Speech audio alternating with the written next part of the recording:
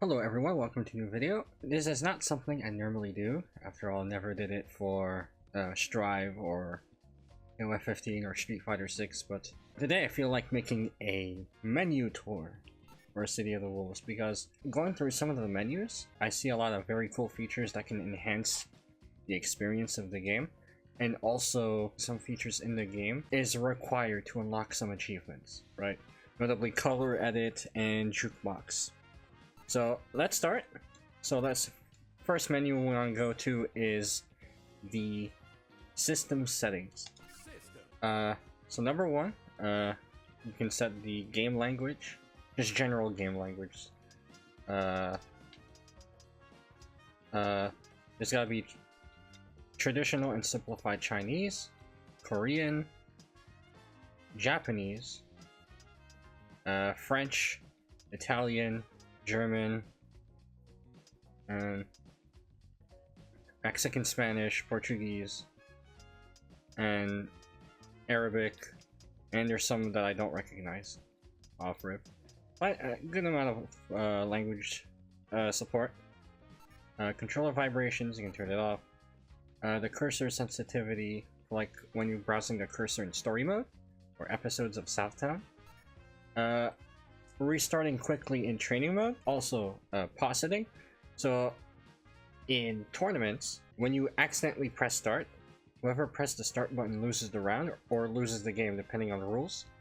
And if you're playing a party, no one likes it when you pause the game during a combo. So this setting allows you to either press the button like a single tap, or you have to hold the button for like 2 seconds. So let's check the games section. This is basically like in-game rules. So you can set round and timer for the online clone battle and versus mode.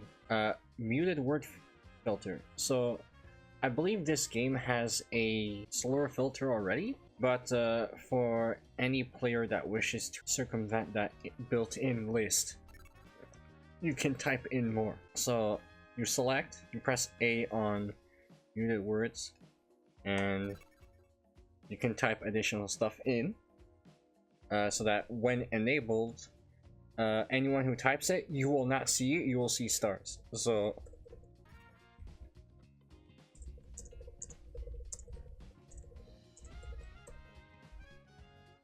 alright, back out, and then we hit apply, and so when we enter a lobby and someone types these words, you will see stars. And the list is quite long, so you can put in a good amount. My worry is whether or not it's long enough. That's a good feature to have. When you play online, and you're recording footage, the gamer tags, or like in-game names, will be displayed. You can choose to hide, to show your tag but hide the opponents, show the opponents but hide yours, or hide all gamer tags. And finally, edited colors. We'll check it out in a bit, but basically every character in the game has 4 alts, and they can create more with color edit. If the player does not want to see some color edits, like if you don't want to see like 5 Joker Terry Bogards in a row online or some shit, they can choose to not see them and force the game to use one of the default alts. Next up, volumes. Here it's like the general in-game volumes, and then there's specific voice settings. Over here you can set either the English dub or the Japanese dub for the character dialogue. Here you can set between collaboration music or SNK music. In both modes you have access to both. The point of this even existing is I believe it serves as like some kind of streamer mode. Like if you like mash buttons and select the train stage for Terry, it will default to a copyrighted song. But if you select SNK, it will default to a song created at SNK or KOF Studio. However, if you use the jukebox features, you have access to both. So this thing is specifically a streamer mode feature. Legacy sound effects, out of the box, or like immediately after downloading the game. This is what the menu sounds like. but you can set it to either classic SNK menu sounds. This one, or this one.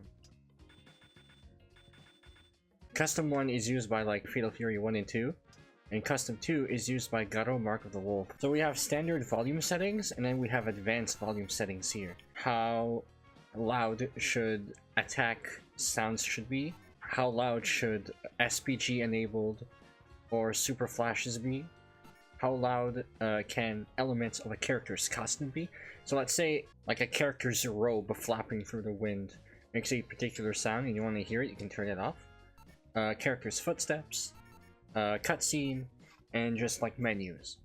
Now environments, just anything in the background while you're fighting will be turned off. I checked, and 2 characters have cameo characters.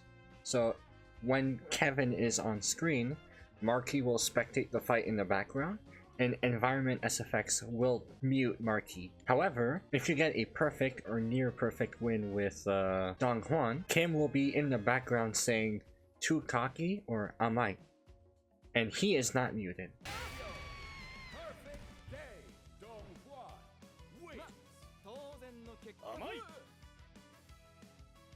This one, display and graphics settings are largely like PC exclusive, but there are some stuff that I believe a console player will be able to see. Screen shake reduction and adjust HUD. Everything else here is PC only.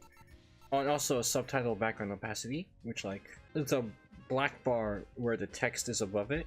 How much of that black bar you'll be able to see and how much you don't want it to see will depend on this setting. Then screen shake reduction, the screen will shake if you land certain powerful attacks, or if you use certain attacks like the big suplex command grabs. If you don't want it to shake, maybe due to motion sickness, you can reduce the screen shake with this setting.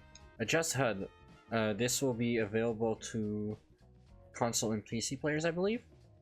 You can move the upper HUD up and down. The center HUDs, you can move them left and right. The lower HUD up and down. As well as like overall game brightness, you can make the game more bright or more dark.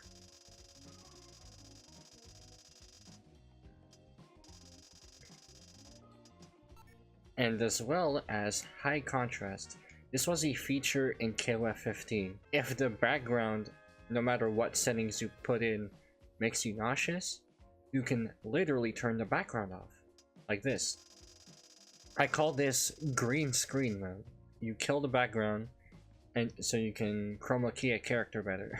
Graphics, a lot of PC settings that I don't think will appear on console, outside of PS5, which lets you pick like performance or resolution type settings. In regards to the PC version of this game, I personally believe that if your PC can run KOF 15, it will not have any issue run City of the Wolves after you tweak some of these settings. The reason why, when developing games, you have to take into account the weakest console available, like the weakest console you're making the game for, and that's pretty much why Gotham Knights ran at 30 FPS, while porting Baldur's Gate 3 on Series S specifically is fragmented between like playtests and certain features being missing. Right, so when developing games, you have to take into account the weakest console. City of the Wolves is on PS4, just like KOF 15. And finally, button config. So you can set player 1 and player 2 controls here, as well as you can in other menus. But there's also this setting on PC, which you can make it so that player 1 will only use the keyboard.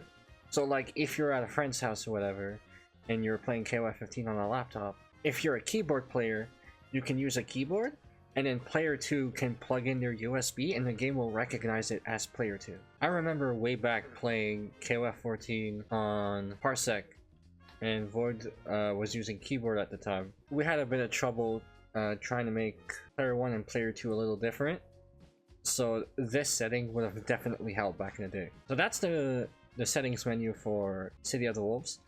Quite a bunch of stuff in there. So let's go to Jukebox. You can just listen to the music outright. So there's a City of the Wolves OST, there's a copyrighted OST.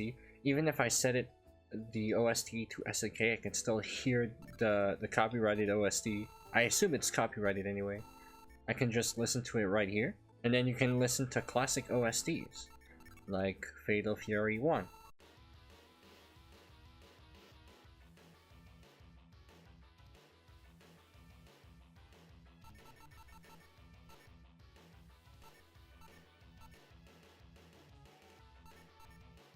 And there's also cutscene OSTs like Desperate Awakening, Kidnapping, Suspicious Guy. Not only classic Fatal Fury OST, but also the Art of Fighting 1, 2, and 3 OST.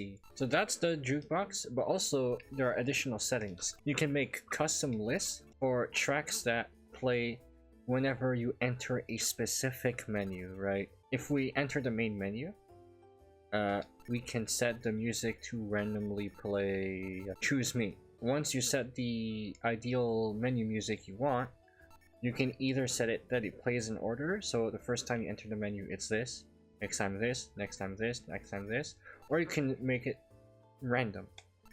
And this applies to the main menu, the character select, the jukebox menu, the main menu of episode of Southtown, the map itself, training mode, and each individual stage. And last but not least, playlist. Now on top of individual music settings, on top of the Smash My Music style, like the Smash Ultimate, like you can directly pick a song to play on that stage. On top of that, there's also the ability to create playlists. So in order to make one, because it's required for an achievement I believe, go to playlist, and then you press the select button, and then you can pick any song. Let's say The Captain.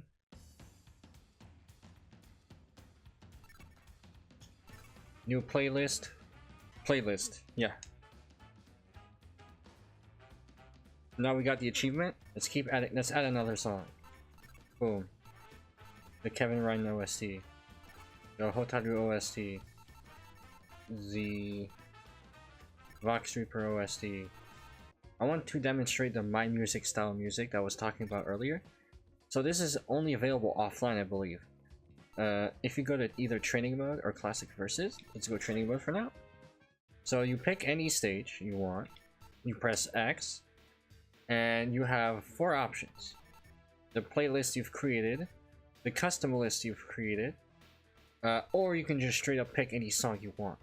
You press Y on Xbox and triangle on PlayStation, change it, and you can pick any song in the game across multiple playlists.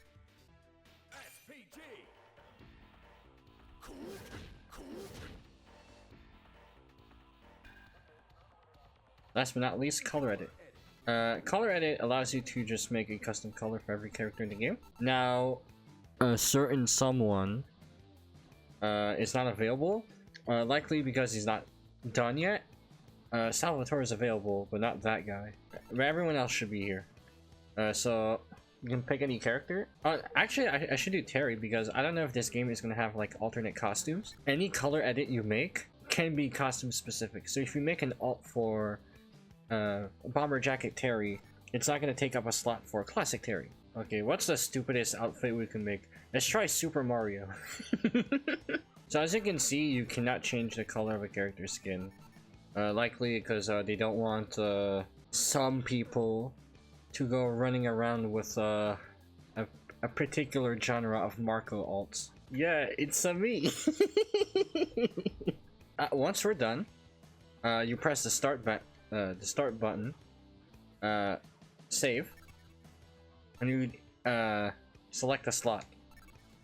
You save it. And so one of the achievements is having to play at least one match, either offline or online, with an alt that you've created.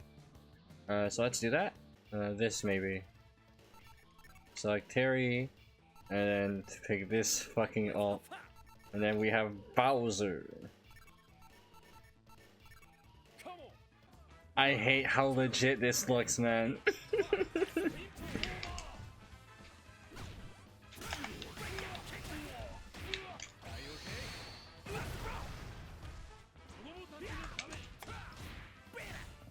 I'm being punished, damn.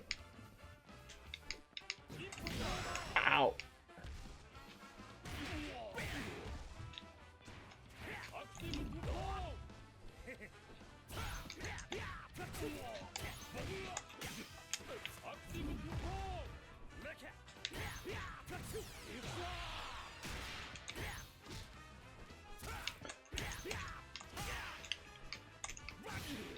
Fireball, fireball, fireball.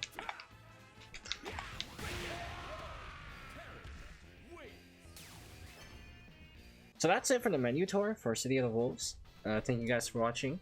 If you liked it, like, comment, and subscribe, and I'll see you next time. Have a nice day.